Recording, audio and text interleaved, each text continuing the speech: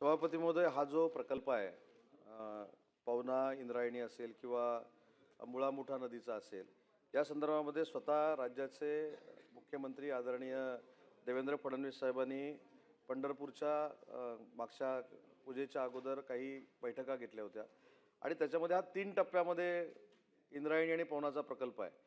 एक MMRDA करतोय, त्याच्यासाठी जसं आता सन्माननीय सदस्यांनी सांगितले की 671 कोटी रुपये 60-40 मध्ये आहे। 60% सेंट्रल गव्हर्नमेंट, 40% PMRDA। दुसरा पवना नदीचा आहे, तो 218 कोटीचा आहे, तो देखील 60-40चा आहे आणि दोन्ही म्हणजे पिंपरी चिंचवड महानगरपालिका आणि PMRDA असा संयुक्त प्रकल्प जो आहे तो 2300 कोटीचा आहे, जे जायकाकडनं आपण कर्ज घेतोय।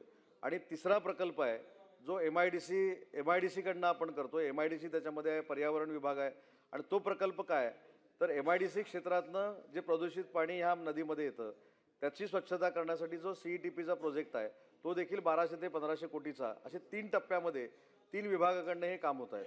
याच्यामधला पहिला जो भाग आहे तो जायकाचा जो कर्ज मिळवायचा आहे त्यासाठी देखील प्रस्ताव दाखल केलेला आहे आणि याच्यावर मुख्यमंत्री मोदयांनी स्वतः परवा आळंदीच्या कार्यक्रमामध्ये जाहीर केलंय की इंद्रायणी पवना म्हणजे उगमापासून संगमापर्यंत ही जी काही लेंथ आहे नदीची ही पूर्ण शुद्धीकरण होणार आहे, हे स्वतः माननीय मुख्यमंत्री मोदयांनी सांगितलेलं आहे।